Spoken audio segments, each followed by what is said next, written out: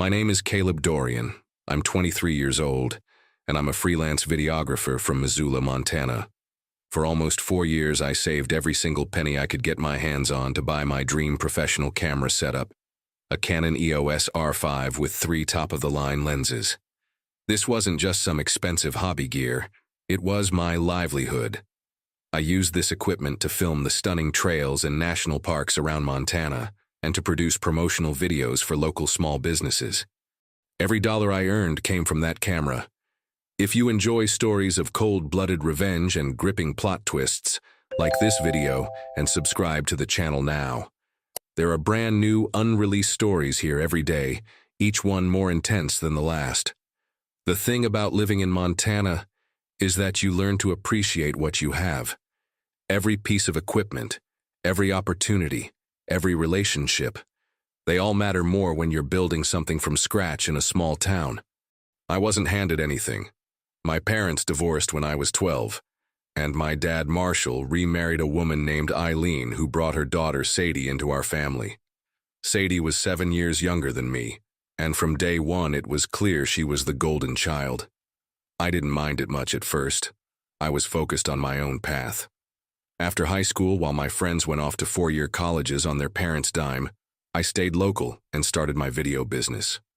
I worked construction jobs during the week and filmed weddings on weekends just to save up for that camera setup. 4 years of ramen noodles, secondhand clothes, and saying no to every social event that cost money. But it was worth it when I finally walked into that camera shop in Bozeman and bought my Canon EOS R5 with a 24-70mm f2.8, 70-200mm f2.8, and 16-35mm f2.8 lenses. The total came to just over $4,000, more money than I'd ever spent on anything in my life. That equipment transformed my business overnight. The image quality was incredible, and suddenly I was booking corporate clients from as far away as Billings and Great Falls. I was finally making real money doing what I loved. For the first time since starting my business, I felt secure. Last summer, 2 of my college buddies came back to Montana for a visit and suggested we do some light hiking in Yellowstone. Just a weekend trip, nothing too serious. Since we'd be backpacking and every ounce mattered, I made the smart decision to leave my expensive camera gear at home. I carefully packed everything in its protective cases and stored it in my bedroom closet, the same way I always did. We had an amazing time hiking the Fairy Falls Trail and exploring the Grand Prismatic area. I took some photos with my phone, but mostly I just enjoyed being present with my friends. It felt good to disconnect from work for a couple of days. When we got back to Missoula on Sunday evening, I was tired but refreshed, already thinking about the corporate video I had scheduled to shoot on Tuesday. I walked into my house expecting to grab a shower and start planning my week. Instead, I found my bedroom door wide open and my closet completely ransacked. My camera cases were gone. Everything was gone. My first instinct was to call the police. Someone had broken into my house and stolen $4,000 worth of camera equipment. But as I looked around more carefully, nothing else was missing. My laptop was still on my desk. My TV was untouched. Even the $50 in cash I kept in my nightstand drawer was still there. What kind of burglar breaks in and only takes camera gear from a closet? Then I noticed something else that didn't add up. My bedroom window was still locked from the inside. The front door showed no signs of forced entry. Whoever had taken my equipment had used a key. And there were only 3 people who had keys to my house. Me, my landlord Mr. Chen, who lived in Taiwan half the year, and my dad Marshall, who had a spare key for emergencies. The realization hit me like a punch to the gut, but I pushed it away. There had to be another explanation. Maybe Mr. Chen had given the key to a maintenance worker who turned out to be untrustworthy. Maybe I'd lost my key somewhere and someone had found it. Maybe my dad had lost his key and someone else had picked it up. I was grasping for any scenario that didn't involve my own family betraying me. I called my dad Marshall to let him know about the break-in. He answered on the 3rd ring. "Hey Caleb, how was Yellowstone?" "Dad, someone broke into the house and stole my camera equipment," I said, trying to keep my voice steady. There was a pause, a long pause. In that silence, I could hear Eileen's voice in the background asking, "Is that Caleb?" And my dad shushing her. "What do you mean, stole?" he finally asked. "I mean, someone came into my bedroom while I was gone and took my Canon and all my lenses. Everything's gone." Another pause. Then, "Oh, that. Well, we need to talk." The way he said that made my blood run cold. Not, "Oh no," or "That's terrible," or "We should call the police right now." Just, "Oh, that." Like it was an inconvenience he'd been hoping to avoid. "What do you mean, that?" I asked, though part of me already knew I didn't want to hear the answer. "Come over to the house, son. We'll explain everything." "Explain what, Dad?" "Either someone stole my equipment or they didn't." "Just come over, please. We'll talk about it when you get here." I drove to my dad's place in a daze, my mind racing through every possible explanation. Maybe they'd borrowed the equipment for some family event and forgotten to tell me. Maybe they'd moved it somewhere safe when they heard about break-ins in the neighborhood. Maybe there was a simple misunderstanding that we could clear up in 5 minutes. Their house looked exactly the same as always. The same beige siding, the same overgrown juniper bushes, the same American flag hanging limp in the still Montana air. But something felt different. Maybe it was just my paranoia, but I noticed the curtains in the front window move slightly as I pulled into the driveway, like someone had been watching for me. Marshall and Eileen were waiting for me in their living room, sitting close together on their brown leather couch like they were presenting a united front. The room smelled like Eileen's vanilla candles, and the coffee she always brewed too strong. Family photos covered the mantel above their gas fireplace. Wedding pictures, vacation shots from their trip to Glacier National Park, school photos of Sadie from every grade. I noticed there weren't many pictures of me after high school. Sadie was nowhere to be seen, which was unusual. Normally, she'd be sprawled across the recliner with her phone, half listening to whatever conversation was happening around her. "Sit down, Caleb," Eileen said, gesturing to the chair across from them. The same chair where I used to sit for family meetings when I was younger and had gotten in trouble for something. I remained standing. "Where's my camera equipment?" Marshall cleared his throat and glanced at Eileen before answering. "We sold it." For a moment, I couldn't process what he'd just said. The words seemed to hang in the air like smoke. "You what?" "We sold your camera to help pay for Sadie's acting intensive in Los Angeles," Eileen explained, as if this was the most reasonable thing in the world. She got accepted into this incredible program at the Lee Strasberg Theater and Film Institute. It's a 6-week intensive course, and it includes housing in Hollywood and image consulting sessions with industry professionals. This is her big break, Caleb. I felt something shift inside my chest like a foundation settling in an earthquake. "You sold my camera equipment to pay for Sadie's acting camp." "It's not camp," Marshall said defensively, his voice taking on that edge it always got when he felt criticized. "It's a professional program. She's 17, and this is her window of opportunity. The admissions coordinator told us that most successful actors start intensive training before they turn 18. You're 23. You're an adult. You'll figure out how to replace your gear." "She auditioned for this program 6 months ago," Eileen added, as if this detail somehow justified everything. "We've been planning and saving, but the final acceptance came with only 2 weeks' notice, and we were still short on the tuition money. When we saw your equipment just sitting there in your closet." "Just sitting there?" I interrupted. "That equipment is how I make my living." "Ooh, you're young and resourceful," Eileen continued, waving her hand dismissively. "You built your business once, you can build it again. But Sadie might never get another chance like this. The entertainment industry is all about timing and connections. This program has launched dozens of careers." I stared at them both, waiting for the punchline, waiting for them to tell me this was some kind of elaborate joke or test. But they just sat there, looking at me with expressions that mixed guilt with defiance, as if they were simultaneously sorry for hurting me and convinced they'd made the right choice. "How much did you sell it for?" They exchanged another glance. Marshall shifted uncomfortably. $2,000. 2,000. I felt something cold and sharp settle in my chest. "You sold $4,000 worth of equipment for $2,000. The guy at the pawn shop said that was fair market value for used equipment," Eileen said quickly. He explained that cameras depreciate really fast, especially with all the new models coming out every year. I laughed.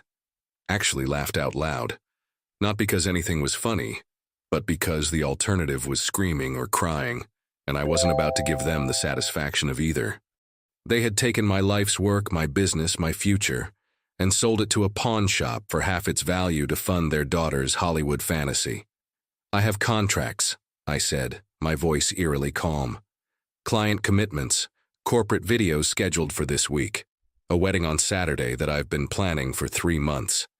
You'll figure something out, Marshall said, and I could hear him trying to convince himself as much as me. You always do. That's just who you are, son. You're a survivor. You're creative. You'll find a way to make this work. Maybe you can rent equipment for the wedding, Eileen suggested brightly, as if she'd just solved world hunger. I saw a commercial for a place in Billings that rents out cameras and stuff. Rent equipment, I repeated flatly. With what money? And then what about next week's shoots? And the week after that? You want me to rent equipment indefinitely while I save up for 4 years to buy my own gear again? The room fell silent. For the first time, I saw a flicker of uncertainty cross Eileen's face. Maybe she was beginning to understand that this wasn't just about a camera, it was about destroying someone's entire livelihood. I need the $2,000, I said. Right now. Well, we can't do that, Eileen said quickly, the brightness returning to her voice like a defense mechanism. We already wired the money to the program in LA. Sadie's flight leaves tomorrow morning. She's probably packing right now. That's when it truly hit me. They hadn't just stolen from me. They had planned this. They knew exactly when I'd be gone. They knew I wouldn't find out until it was too late to stop them. They had used my Yellowstone trip as the perfect cover for their theft. This wasn't some impulsive decision made in desperation. This was premeditated. Which pawn shop? I asked. Why does that matter? Marshall said, his defensive tone returning. Because I want to know who has my stolen property. It wasn't stolen, Eileen snapped, her mask of pleasantness finally slipping. We're your parents. We have a right to make decisions about household property. I don't live here anymore, Eileen. I haven't lived here in 3 years. You broke into my house and stole my belongings. That's not parental authority, that's burglary. Marshall stood up from the couch, his face reddening. Don't you dare talk to your stepmother that way. We raised you. We gave you everything. We're family, and family helps family. Family helps family, I repeated. Is that what you call destroying my business to pay for Sadie's vacation? It's not a vacation, Eileen shouted, also rising from the couch. It's her future. It's her dream. She's worked so hard for this opportunity.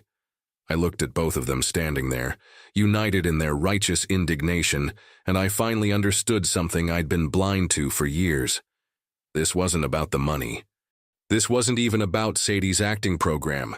This was about the family hierarchy they'd established long ago, where Sadie's wants would always matter more than my needs, where her dreams were investments and my livelihood was expendable. I left without another word. I had heard everything I needed to hear. The drive home was the longest 20 minutes of my life. My hands were shaking on the steering wheel, not from anger but from the sheer audacity of what they had done. Most people would have gone back and screamed, maybe thrown some punches, but I've always been methodical, and something told me that losing my temper would only make things worse. Instead of confronting them again, I went home and did what any smart business owner would do. I documented everything. I pulled out every receipt I had from purchasing that camera equipment.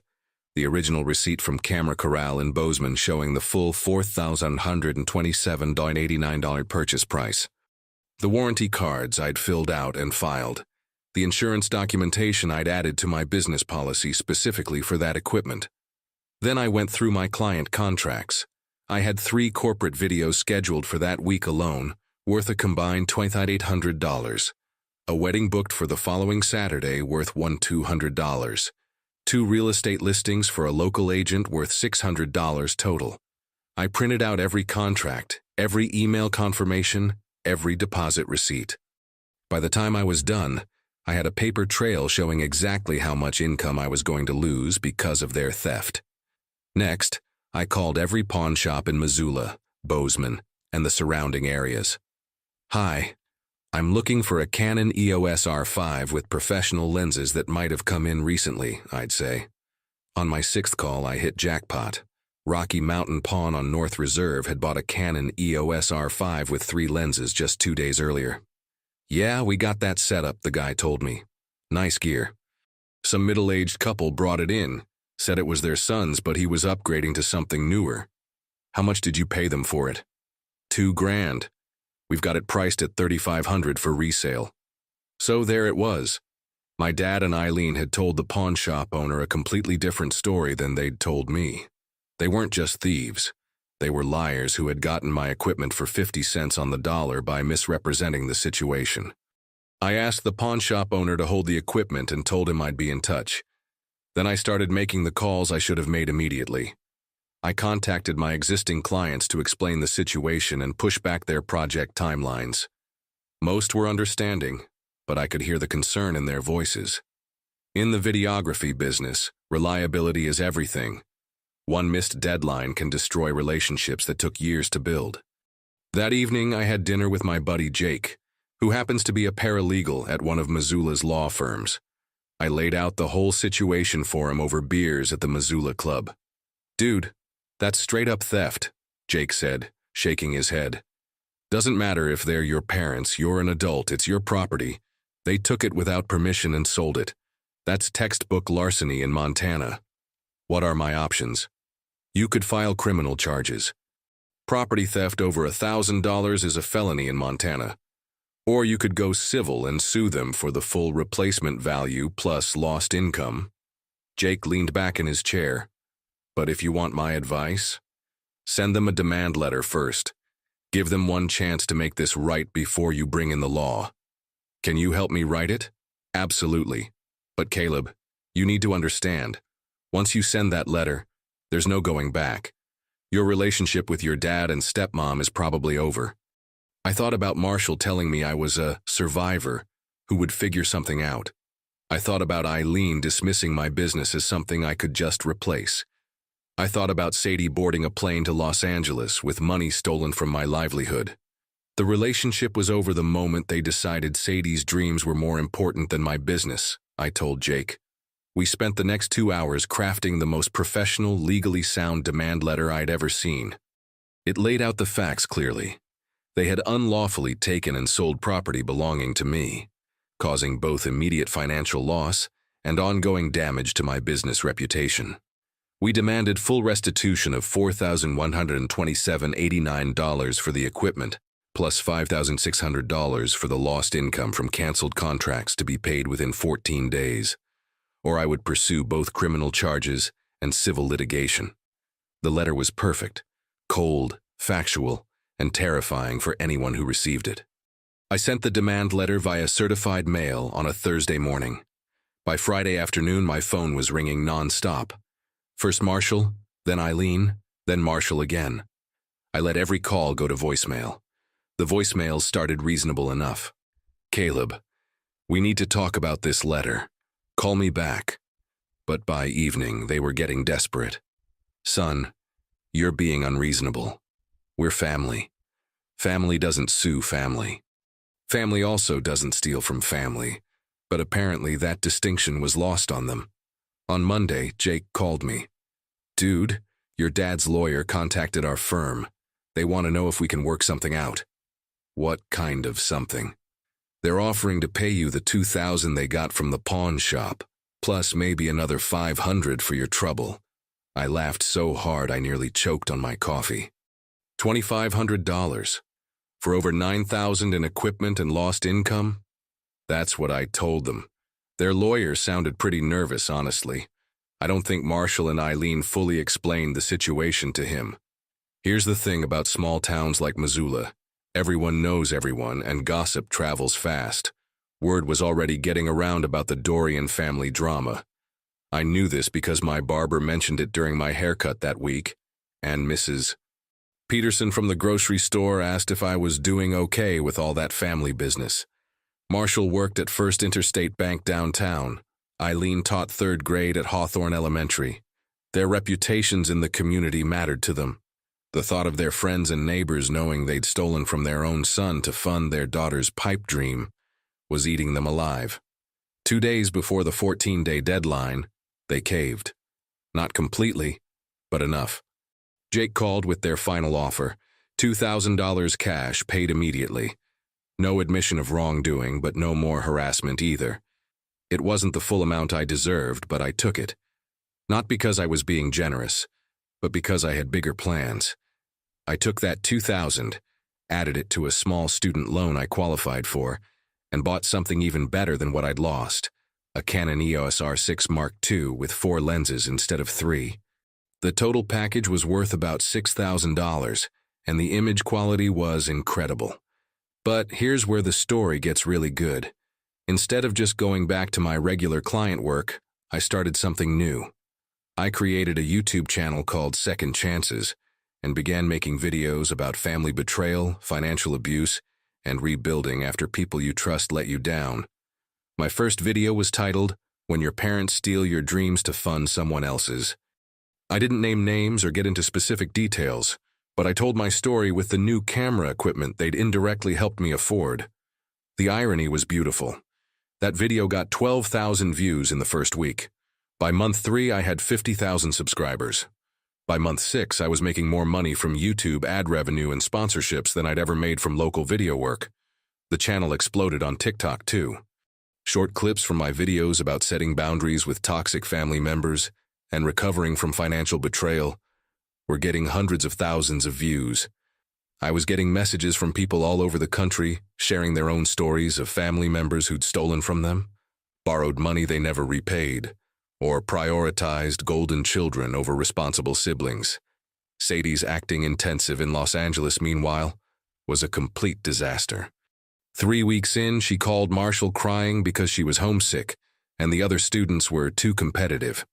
She quit the program early and flew home, but not before spending an additional $1,500 on headshots and comp cards that she never used.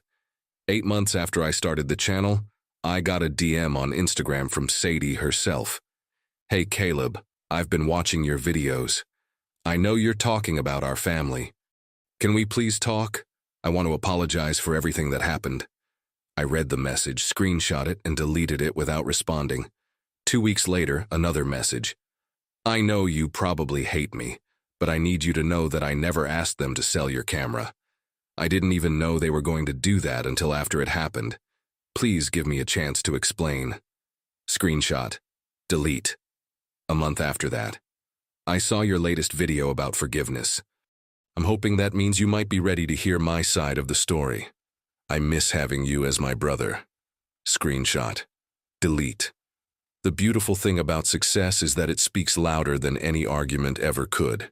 Every video I posted, every subscriber I gained, every dollar I earned was a response to what they'd done. My silence wasn't indifference. It was the most powerful statement I could make. Today, my YouTube channel has over 300,000 subscribers and generates more income in a month than I used to make in 6 months doing local video work. I bought a house. I traveled to film content in national parks across the country. I built the life I always wanted, and I did it with equipment purchased partly with money they gave me after stealing from me. Marshall and Eileen are still in Missoula, still dealing with the social fallout from their choices. Sadie works at a local coffee shop and, from what I hear, hasn't mentioned acting in over a year. Sometimes the best revenge isn't getting even. Sometimes it's getting ahead. If you enjoyed this story, please like this video and leave a comment telling me what you thought. And if you're not already subscribed to the channel, please subscribe and hit the notification bell to get alerts for new stories like this one. Thanks for watching, and I'll see you in the next one.